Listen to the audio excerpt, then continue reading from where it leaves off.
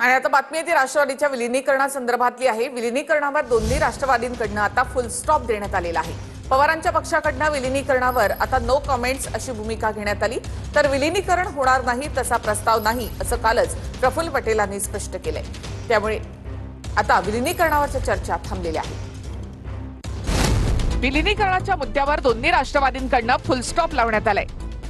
राष्ट्रवादीचे नेते प्रफुल्ल पटेल यांनी आता विलीनीकरण होणार नाही तसा प्रस्तावही नाही असं सांगितलं, तर पवारांच्या राष्ट्रवादीचे नेते शशिकांत शिंदेंनी यापुढे विलीनीकरणाच्या विषयावर आम्ही बोलणार नाही हे स्पष्ट केलंय।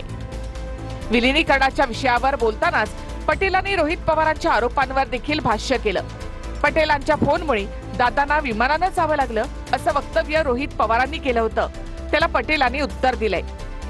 काय म्हणालेत पटेल ते पाहूया। अजितदादांच्या मृत्यूनंतर पवारांच्या पक्षाकडून विलीनीकरणाची चर्चा होणं ही दुर्दैवी बाब। विलीनीकरणावर माध्यमांमध्ये बोलण्यापेक्षा आमच्यासोबत चर्चा केली असती तर आम्ही त्यावर काहीतरी भूमिका मांडली असती। आता दोन्ही राष्ट्रवादींचं विलीनीकरण होणार नाही तसा प्रस्ताव आला नाही। अजित पवारांना आदल्या दिवशी फोन केला, यामध्ये माझा काय दोष? आम्ही आमच्या सहकाऱ्यांसोबत बोलू शकत नाही का? मला आणि तटकरेंना टार्गेट केलं जातंय। राज ठाकरेंना आमच्यामध्ये पडण्याची गरज काय? अरोरांवर संशय घेतला जातोय। आरोप करणाऱ्यांनी पार्थ पवारांना विचारावं।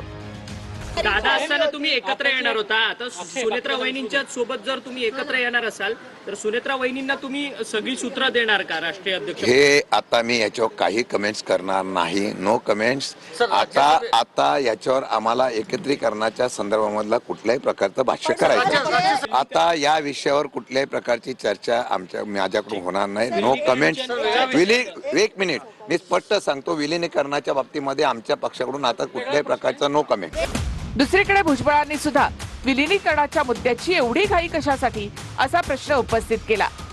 नवीन तिथे कॅप्टन आलेले आहेत, काय त्यांना बसू द्या, त्यांना काम करू द्या, त्यांना समजून घेऊ द्या, नंतर बघतील ते काय करायचं ते।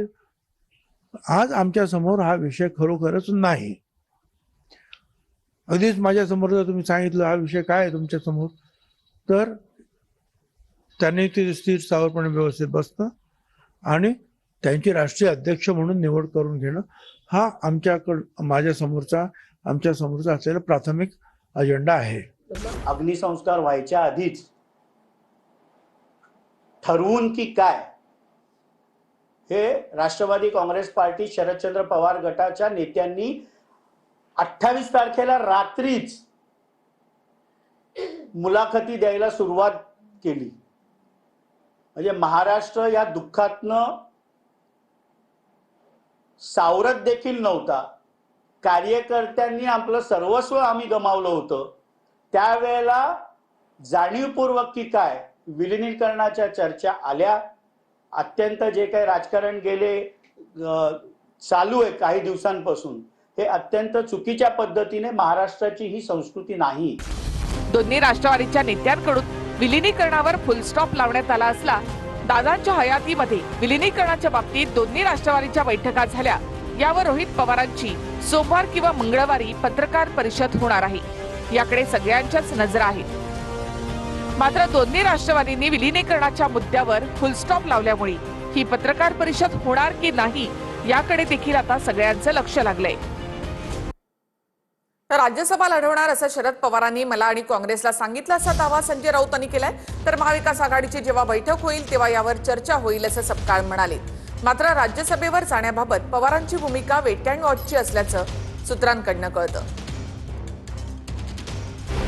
शरद पवारांचा राज्यसभा सदस्यत्वाचा कालावधी 2 एप्रिलला संपतोय। पवार पुन्हा राज्यसभेची निवडणूक लढवणार की नाही हे अद्याप गुलदस्त्यात आहे। मात्र पवार राज्यसभेची निवडणूक लढवणार असल्याचं त्यांनी मला सांगितलं असा दावा राऊतांनी केलाय। पवार निवडून येतील एवढं संख्याबळ पवारांच्या राष्ट्रवादीकडे नाहीये, त्यामुळे निवडणूक लढवली तर पवारांना मवियावर अवलंबून राहावं लागेल। पवारांनी राज्यसभेची निवडणूक लढवणार असल्याचं काँग्रेसला देखील सांगितल्याचा दावा संजय राऊत यांनी केलाय। मवियातील तीनही पक्षात यावर चर्चा सुरू असल्याचं राऊत म्हणाले, तर पवारांची वेट अँड वॉचची भूमिका असल्याची माहिती सूत्रांनी दिली आहे। मध्यंतरी माझी शरद पवार साहेबांशी चर्चा झाली, तेव्हा त्यांनी मला सांगितलं की मी राज्यसभेसाठी ही निवडणूक पुन्हा लढवणार आहे, हे त्यांनी मला सांगितलं. आता या 3 पक्षामध्ये चर्चा होईल. त्याच्यामुळे जर शरद पवार साहेबांनी ही भूमिका व्यक्त केली आहे आणि ही भूमिका त्यांनी काँग्रेसलाही सांगितलेली आहे, त्याच्यामुळे आता महाविकास आघाडीमध्ये या विषयावर चर्चा होईल. पवार साहेबांची राज्यसभेची मुदत संपते. आता महाविकास आघाडी म्हणून जर एकत्र लढलं तर 1 खासदारकी होऊ शकते. तुमची भूमिका काय आहे पवार साहेबांची? या बाबतीमध्ये आता आमची कशा प्रकारची त्याची चर्चा झालेली नाही. भविष्य काळामध्ये ज्या वेळेला अशा प्रकारच्या वेळ येईल त्यावेळेला आम्ही सविस्तरपणे महाविकास आघाडी वाटल्या चर्चा करू. 2 एप्रिलला राज्यातले राज्यसभेवरचे 7 खासदार निवृत्त होत आहेत. यामध्ये शरद पवार, पवारांच्याच राष्ट्रवादीच्या फौजिया खान, भाजपचे भागवत कराड, धैर्यशील मोहिते पाटील, काँग्रेसच्या रजनी पाटील, ठाकरेंच्या शिवसेनेच्या प्रियंका चतुर्वेदी आणि आरपीआयचे रामदास आठवले यांचा समावेश आहे.